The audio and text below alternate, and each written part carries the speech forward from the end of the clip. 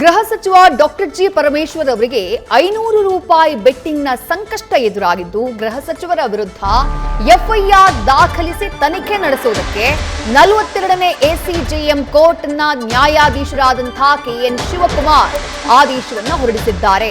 ತುಮಕೂರಿನ ಕೊಡಿಗೇಹಳ್ಳಿ ಪೊಲೀಸರಿಗೆ FIR ದಾಖಲಿಸುವುದಕ್ಕೆ court ಸೂಚನೆಯನ್ನ ಕೊಟ್ಟಿದೆ. ಕಬಡ್ಡಿ ಟೂರ್ನಿಯಲ್ಲಿ 500 ರೂಪಾಯಿ ಬೆಟ್ಟಿಂಗ್ ಕಟ್ಟಿದ್ದಕ್ಕಾಗಿ ಪರಮೇಶ್ವರ್ ಅವರಿಗೆ ಸಂಕಷ್ಟ ಎದುರಾಗಿದೆ. ಬೆಟ್ಟಿಂಗ್ ಕಟ್ಟುವುದು ಅಪರಾಧ ಅಂತ ಹೇಳಿ ಖಾಸಗಿ ದೂರೊಂದು ದಾಖಲಾಗಿರುತ್ತೆ. HR ನಾಗಭೂಷಣ್ ಅನ್ನೋರು ಖಾಸಗಿ ದೂರನ್ನ ದಾಖಲಿಸಿರ್ತಾರೆ.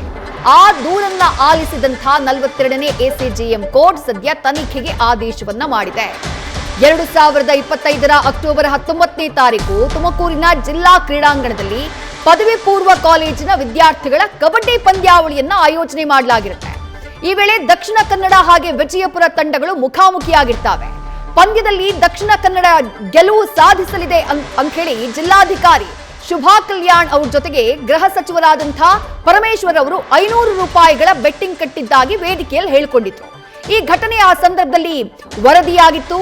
ಈಗ ಜಿಲ್ಲಾಧಿಕಾರಿ ಹಾಗೆಯೇ ಗೃಹ ಸಚಿವರಾಗಿರುವಂತಹ ಡಾಕ್ಟರ್ ಜಿ ಪರಮೇಶ್ವರ್ ಇಬ್ಬರ ವಿರುದ್ಧವೂ ದೂರು ದಾಖಲಿಸುವುದಕ್ಕೆ ಸದ್ಯ ನ್ಯಾಯಾಲಯ ಆದೇಶವನ್ನ ಕೊಟ್ಟಿದೆ.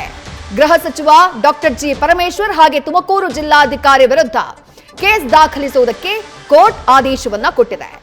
ಮತ್ತಷ್ಟು ಡೀಟೇಲ್ಸ್ ನಮ್ಮ ಪ್ರತಿನಿಧಿ ಸಂದೇಶ್ ನೀಡ್ತಾ ಹೋಗ್ತಾರೆ. ಸಂದೇಶ್, ಜನಸಾಮಾನ್ಯರಿಗೆ ನೋಡೋದಕ್ಕೆ ಅಯ್ಯೋ ಬರೇ 500 ರೂಪಾಯಿ ಕೇಸು, ಏನಕ್ಕೆ ಎಫ್ಐಆರ್ ದಾಖಲಿಸುವುದಕ್ಕೆ ಕೋರ್ಟ್ ಆದೇಶ ಕೊಡ್ತು ಅನ್ನುವಂಥ ಪ್ರಶ್ನೆ ಮೂಡಬಹುದು.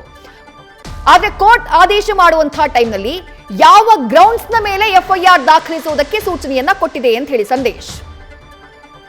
ವಿದೇಶಿ ಇಲ್ಲಿ 500 ರೂಪಾಯಿ ಆಗಿರ್ಬೋದು ಅಥವಾ ಹೆಚ್ಚಿನ ಮೊತ್ತ ಆಗಿರ್ಬೋದು, ಇಲ್ಲಿ ಬೆಟ್ಟಿಂಗ್ ಆಡಿದ್ದೀವಿ ಅಂತ ಓಪನ್ ವೇದಿಕೆಯಲ್ಲಿ ಅಥವಾ ವೇದಿಕೆಯ ಮೇಲ್ಗಡೆನೆ ಜಿ ಪರಮೇಶ್ವರ್ ಅವರು ಒಂದು ಹೇಳಿಕೆಯನ್ನ ಕೊಡ್ತಾರೆ. ಈ ಹೇಳಿಕೆಯ ಆಧಾರದ ಮೇಲೆ HR ನಾಗಭೂಷಣ್ ಅವರು ಒಂದು ಖಾಸಗಿ ದೂರನ್ನ ಸಲ್ಲಿಕೆ ಮಾಡಿರ್ತಾರೆ. ಅಂದ್ರೆ 42ನೇ ಎಸಿಜೆಎಂ ನ್ಯಾಯಾಲಯಕ್ಕೆ ಒಂದು ಅರ್ಜಿಯನ್ನ ಸಲ್ಲಿಸಿರ್ತಾರೆ. ಈ ಅರ್ಜಿಯಲ್ಲಿ ಪ್ರಮುಖವಾಗಿ ತುಮಕೂರಿನಲ್ಲಿ ನಡೆದಂತಹ ಒಂದು ರಾಜ್ಯ ಮಟ್ಟದ ಕಬಡ್ಡಿ ಹೊನಲು ಬೆಳಕಿನ ಒಂದು ಪಂದ್ಯಾವಳಿ ವೇಳೆಯಲ್ಲಿ 500 ರೂಪಾಯಿ ಬೆಟ್ಟಿಂಗ್ ಆಡಿದ್ದೆ ಅಂತ ಹೇಳಿ ಒಂದು ಹೇಳಿಕೆಯನ್ನ ನೀಡಿರ್ತಾರೆ. ಇದರಲ್ಲಿ ಪ್ರಮುಖವಾಗಿ DC ಶುಭ ಕಲ್ಯಾಣ್ ಅವರ ಹೆಸರನ್ನು ಕೂಡ ಮೆನ್ಷನ್ ಮಾಡ್ತಾರೆ. ಜೊತೆಗೆ ಅವರ ವಿರುದ್ಧ ನಾನು 500 ರೂಪಾಯಿಯನ್ನ ಸೋತೆ, ಇಲ್ಲಿ ವಿಜಯಪುರ ಚಿಕ್ಕೋಡಿ ಪಂದ್ಯ ನಡೀತಾ ಇತ್ತು, ಈ ಪಂದ್ಯದಲ್ಲಿ ಇವ್ರು ಗೆದ್ಬಿಟ್ರು, ಹಾಗಾಗಿ ಶುಭ ಕಲ್ಯಾಣ್ ಅವ್ರಿಗೆ ಹಣ ಹೋಗ್ಬಿಡ್ತು ಅಂತ ಹೇಳಿ ಒಂದು ಹೇಳಿಕೆಯನ್ನ ನೀಡಿರ್ತಾರೆ. ಈ ಹೇಳಿಕೆಯ ಆಧಾರದ ಮೇಲೆ ಒಂದು ಖಾಸಗಿ ದೂರು ಸಲ್ಲಿಕೆಯಾಗಿತ್ತು. ಆ ಖಾಸಗಿ ದೂರನ್ನ ಇವತ್ತು ಖಾಸಗಿ ದೂರಿನ ಕುರಿತಂತೆ ಒಂದು ವಿಚಾರಣೆ ನಡೆಸಿದಂತಹ 42ನೇ ಎಸಿಜೆಎಂ ನ್ಯಾಯಾಲಯದ